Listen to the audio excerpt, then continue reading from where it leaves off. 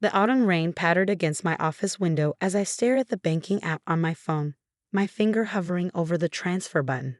Another week, another $800 going into the family account. I'm Sarah Mitchell, 32, Senior Financial Analyst at Golden Crown Investments, and for the past 3 years, I've been my family's personal ATM. Miss Mitchell. My assistant's voice snapped me out of my thoughts. The quarterly review meeting starts in 5 minutes. Thanks, Emma. I quickly completed the transfer and grabbed my presentation folder. As I walked to the conference room, my phone buzzed with the familiar notification. Transfer complete, $800 to Mitchell family account. The irony wasn't lost on me. Here I was, managing multimillion-dollar portfolios for high-net-worth clients, while my own family treated me like their personal banker. But that's what good daughters do, right? At least that's what Mom always said. I hadn't always been the family's financial backbone. 3 years ago, I was just the ambitious older daughter who'd abandoned the family for a career in the big city. Everything changed when Dad's construction company went under during the recession. They were about to lose the house I grew up in, the one with the crooked oak tree where my sister Jessica and I had built countless tree houses. I still remember that desperate late-night call from Mom. "Sarah, honey, I hate to ask, but..." Her voice cracked. "We're 3 months behind on the mortgage. They're going to foreclose." I just received a substantial promotion bonus. Without hesitation, I'd said, "I'll help. How much do you need?" That was my first mistake. The second was believing it would be temporary. What started as a one-time bailout evolved into a weekly commitment. First, it was for the mortgage, then for Jessica's college tuition, then for Mom's medical bills, and eventually, it just became expected. Every week, like clockwork, $800 disappeared from my account into theirs. "We'll pay you back once things improve," Dad would say, not quite meeting my eyes. Things never improved. I set up the joint account to have some oversight of where the money was going. Mom insisted on having her name on it too. For emergencies, she said. I agreed, wanting to trust my own mother. That was my third mistake. The conference room was already full when I arrived. I pushed my family concerns aside and focused on the presentation. This was my element: numbers, projections, strategic planning. Here, at least, I was respected for my expertise. "Excellent work as always, Sarah," my boss, David, said after the meeting. "The Anderson portfolio's performance under your management has been exceptional. Have you considered the VP position opening up next quarter?" I had. The promotion would mean a significant pay increase, more responsibility, and more money for my family to depend on. The thought made my stomach clench. "I'll think about it," I said diplomatically. Back in my office, I found 3 missed calls from Mom and a text. "Call ASAP. Big news about Jessica." Jessica, my younger sister by 4 years, the family favorite, the one who could do no wrong. While I was the responsible one who helped with bills, Jessica was the free spirit who changed majors 3 times before settling on art history. Now she worked part-time at a gallery, living in our parents' basement, supposedly saving money to start her own business. I called Mom during my lunch break. "Sarah, finally?" Mom's voice bubbled with excitement. "You'll never believe who Jessica ran into at the coffee shop yesterday." My heart skipped a beat. Something in her tone made me uneasy. "Who?" "Daniel. Can you believe it? After all this time." The sandwich I'd been eating turned to ash in my mouth. Daniel, my ex-fiancé, the man who'd left me at the altar 2 years ago, claiming he wasn't ready for commitment. "That's interesting," I managed to say. "They really hit it off. They talked for hours, and he asked her to dinner tonight. Isn't it wonderful?" Wonderful wasn't the word I would use. Betrayal seemed more accurate. Jessica knew what Daniel had done to me. She held me through countless nights of tears, helped me cancel wedding arrangements, and promised she'd never speak to him again. "Mom, are you serious? After what he did?" "Oh, honey." Mom's voice took on that condescending tone I'd grown to hate. "You need to let that go. People change. Besides, maybe it was for the best. You're so focused on your career, you barely have time for relationships anyway." I ended the call shortly after, claiming a meeting. My hands were shaking as I set down the phone. This was classic Jessica, and classic Mom, defending her. When we were growing up, Jessica would often take my things. Clothes, makeup, books.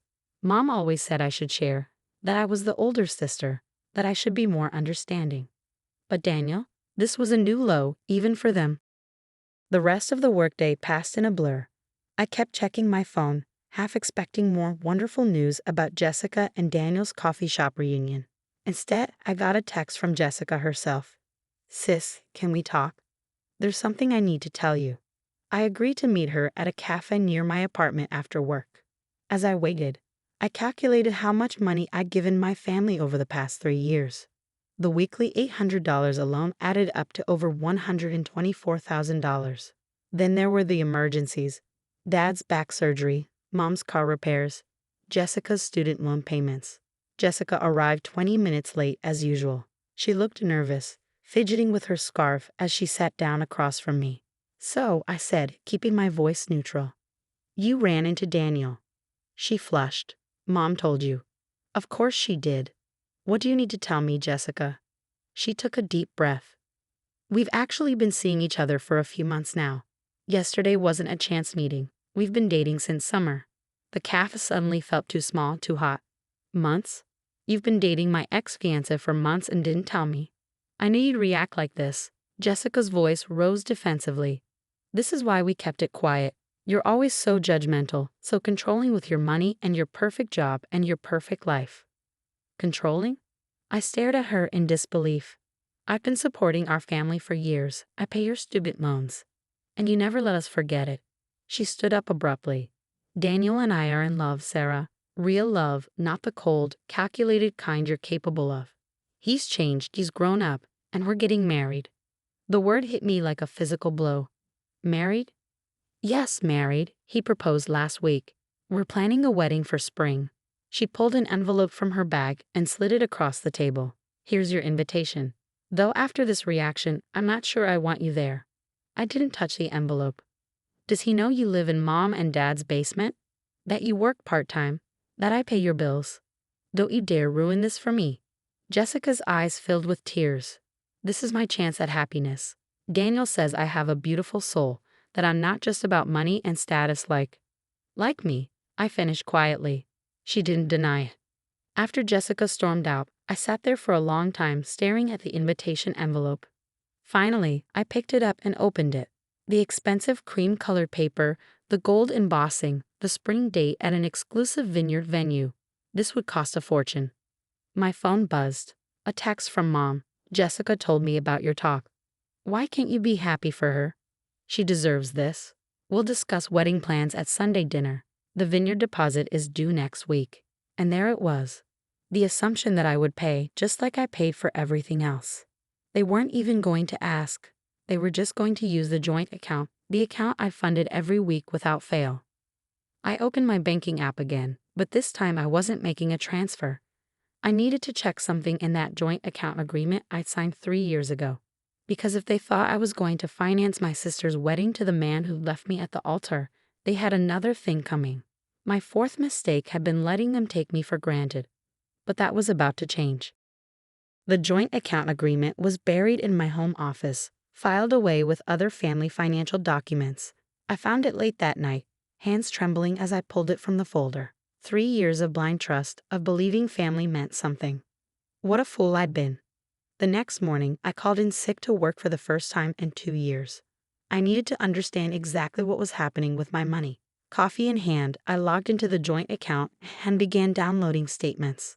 The first red flag appeared immediately: a $15,000 withdrawal made 3 days ago. The description read, "Vineyard venue deposit, full-service wedding package." They hadn't even waited to discuss it with me. I dug deeper. Over the past 2 months, there had been multiple large withdrawals. $3,000 to luxury bridal boutique, $2,500 to elite wedding photography, $1,800 to garden rose florist, $4,500 to gourmet catering services. My stomach churned. They'd spent nearly $27,000 of my money already, and the wedding was still months away. But what made me truly sick was a transfer from last week. $5,000 to Daniel Harrison Photography LLC. They were paying him, using my money to pay the man who'd abandoned me at the altar. My phone buzzed. "Mom." "Sarah, honey, are you coming to Sunday dinner? We need to discuss the wedding menu. The caterer needs final numbers by Friday." I took a deep breath. Mom, why didn't you tell me you were using the joint account for wedding expenses? A pause.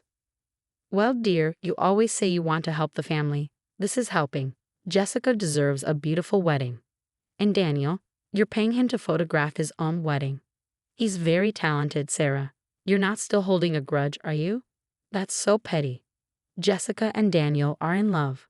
Mom, that's my money. Money I earned. You should have asked me. Oh, here we go again. Mom's voice turned sharp. Always about the money with you. You make so much, but you're so selfish with it. A good daughter would want to share her success with her family. I closed my eyes, recognizing the familiar guilt trip. But this time, something was different. This time, I was angry. I've shared plenty, I said quietly. But this ends now. I'm closing the joint account. You can't do that. Mom's voice rose in panic. The vendors need to be paid. We've signed contracts. Not my problem. You signed them without my knowledge or consent. Your father will be so disappointed in you. Is this how we raised you? To be cruel to your own sister? Goodbye, Mom. I'll send you information about the account closure. I hung up, blocking her number before she could call back. Then I opened my laptop and began typing an email to my bank's legal department. The joint account agreement was clear. As the primary account holder and sole depositor, I had the right to close the account unilaterally. Within an hour, my phone was flooded with texts. Jessica, how can you do this to me? You're ruining everything. Dad, your mother is crying. Call us immediately. Daniel, Sarah, you're being unreasonable. Let's talk about this like adults. The last one made my blood boil. Daniel, pretending to be reasonable, probably sitting in my parents' house with his arm around my sister, spending my money. I blocked them all. At 3 p.m., my doorbell rang. I checked the security camera to see Jessica standing there, mascara running down her face. Sarah, open up. Please, we need to talk. I pressed the intercom button. No, we don't. You and Mom spent my money without permission. There's nothing to discuss. It was going to be a surprise. We were planning to tell you everything at Sunday dinner. Please, the vendors are threatening to cancel if they don't get their payments. You're destroying my dream wedding. Your dream wedding to my ex-fiancé planned with my stolen money? Go home, Jessica. You're just jealous, she screamed. Jealous that Daniel chose me. That I'm getting the wedding you never had. I watched through the camera as she finally left, kicking my door for good measure. Her words hurt, but not in the way she intended. I wasn't jealous. I was grieving, not for Daniel, but for the family I thought I had. My laptop pinged with an email from the bank. They needed me to come in person to close the account. I made an appointment for the next morning, then opened my work laptop. I had preparations to make. First, I drafted an email to my boss. David, I've given the VP position considerable thought. I'd like to formally express my interest. However, I need to address a personal situation first. I may require a few days off next week to handle some family financial matters. Best, Sarah. His reply came quickly. Position is yours if you want it. Take the time you need. You've earned it. Next, I pulled up my personal financial records. Besides the joint account, I've been making direct payments for various family expenses. Jessica's student loan payments, $680/month. Mom's car insurance, $200/month. Dad's medical bills, $450/month. Their home internet and utilities, $325/month. All of these were on auto pay. All of them would stop tomorrow. My phone rang again, this time from an unknown number. I almost ignored it, but something made me answer. Sarah Mitchell. Ms. Mitchell, this is Thomas Wade from Wade & Associates. I'm a lawyer representing Vineyard Valley Estates. We have a contract signed by Linda Mitchell for a wedding venue and services, but the account provided for payment has been frozen. Are you aware of the situation? I sat up straighter. Yes, Mr. Wade. That account is being closed due to unauthorized use. My mother had no authority to sign contracts using my funds. I see. He paused. The contract is in your mother's name, but given the circumstances, you may want to review our cancellation policies. There could be significant penalties. Send them to me, I said. But send them to Linda Mitchell as well. She's the one who signed the contract. After hanging up, I felt a strange sense of calm. For years, I carried the weight of my family's financial needs, believing it was my duty. But watching them plan this wedding, watching them celebrate my ex-fiancé and reward his betrayal with my own money, had finally opened my eyes. The next morning, I walked into my local bank branch at 9 a.m. sharp. The personal banking manager, Mrs. Chen, was waiting for me. "Ms. Mitchell, I have the paperwork ready, but given the amount involved and the family nature of the account, I have to ask, are you sure about this?" I looked at the final account statement. My weekly deposits of $800, meant to help my struggling family, had been funding my own humiliation. "Yes, Mrs. Chen, I'm very sure." As I signed the closure documents, my phone lit up with a text from an unknown number. "Mom using someone else's phone again. The vendors are calling. The venue might sue us. Please don't do this to your sister. We're family." Family. They kept using that word, wielding it like a weapon. But real family doesn't steal from you. Real family doesn't celebrate your pain.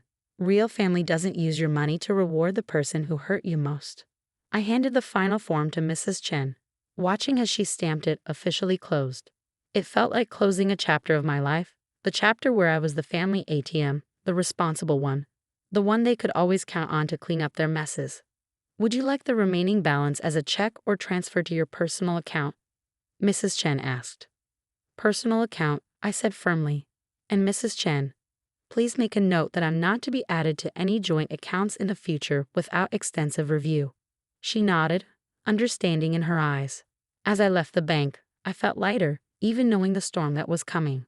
My family would be furious. They would guilt me, shame me, maybe even threaten me. But for the first time in years, their financial problems were not my problems. My phone buzzed again. A message from David. "VP office is yours when you're ready. Salary details attached." I smiled, stepping into the bright morning sun. Let them have their dream wedding. If they could figure out how to pay for it. I had my own dreams to pursue, and for once, I was putting myself first. The week after I closed the joint account was eerily quiet. No calls from unknown numbers, no surprise visits, no tearful confrontations. I should have known better than to think they'd give up so easily. The calm shattered on Sunday morning. I was reviewing documents for my new VP position when my doorbell started ringing incessantly. The security camera showed my entire family, Mom, Dad, Jessica, and even Daniel, standing in the hallway. "Sarah, open this door right now." Dad's voice boomed through the intercom. "We're not leaving until we talk." I pressed the intercom button. "There's nothing to talk about. The account is closed." "Please, honey," Mom pleaded. "The vendors are threatening legal action. The venue wants their money by tomorrow, or they'll cancel everything and keep a deposit. We can't lose this venue. It's perfect for Jessica's special day." "You mean the venue you booked with my money without asking me?" "That's not my problem." "Just listen to us," Daniel's smooth voice joined in. "We can work this out like reasonable people. Remember how we used to solve problems together?" My laugh was bitter. "Like how you reasonably left me at the altar? Or how you reasonably started dating my sister behind my back?" "That was different," he argued. "I wasn't ready then. I've grown. Jessica and I." "Save it," I cut him off. "Security has already been called. You can leave on your own, or be escorted out." They left, but not before Mom's parting shot. "I never thought my own daughter would be so heartless. What will the family think when they hear about this?" The family. Of course she'd play that card. Within hours, my phone was buzzing with messages from aunts, uncles, and cousins. "How could you do this to your sister? Family should support each other. Jessica's wedding is a blessing. Why are you ruining it?" I blocked them one by one, then poured myself a glass of wine and opened my laptop. Time to set the record straight. I drafted a simple email. "Dear family, since there seems to be some confusion about recent events, let me clarify. For 3 years, I've supported our family financially through weekly deposits and direct payments. Without my knowledge or consent, Mom and Jessica used my money to plan Jessica's wedding to my ex-fiancé, the same man who abandoned me on our wedding day. They spent over $27,000 of my money on venues and vendors, including paying Daniel himself for photography services. This was done behind my back, using an account I created to help with family emergencies. I have closed this account and stopped all automatic payments. Any contracts signed using my funds were done without my authorization. If you have questions about wedding finances, please direct them to Mom, Jessica, or Daniel. Regards, Sarah.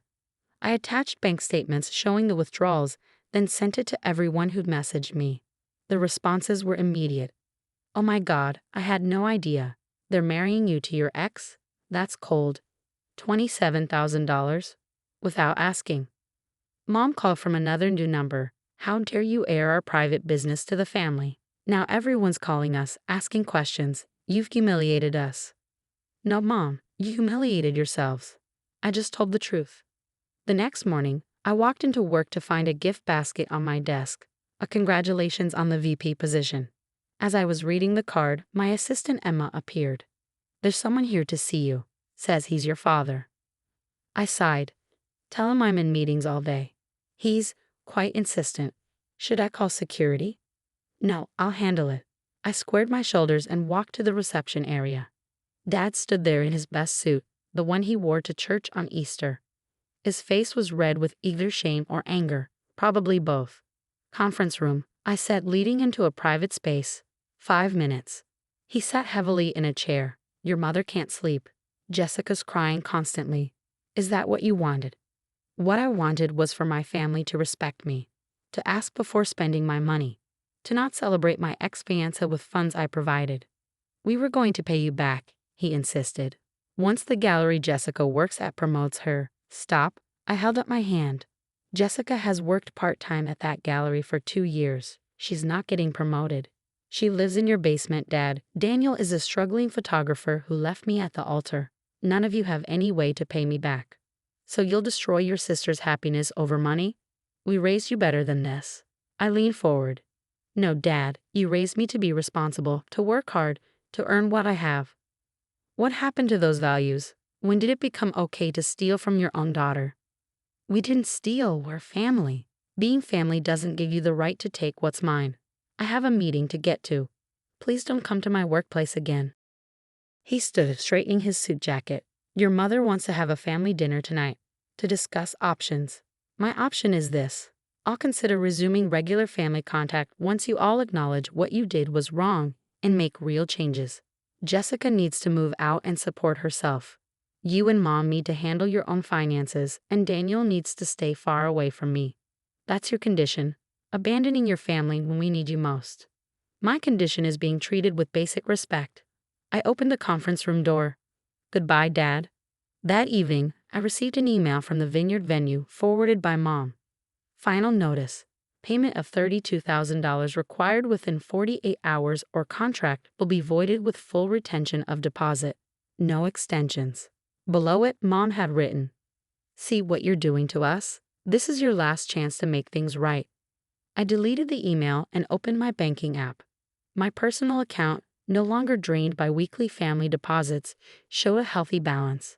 The VP position came with a significant salary increase. For the first time in years, I could focus on my own future.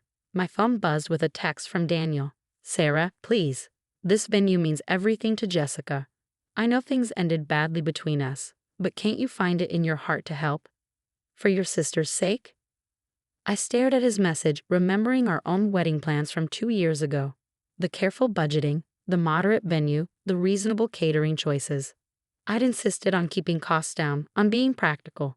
Had that been part of why he left? Because I wasn't willing to spend extravagantly on one special day. Now here he was, with my sister, planning an over-the-top wedding with stolen money. The irony was almost funny. I typed back a single response. I already paid for one wedding to you. I won't pay for a second. Then I blocked his number too.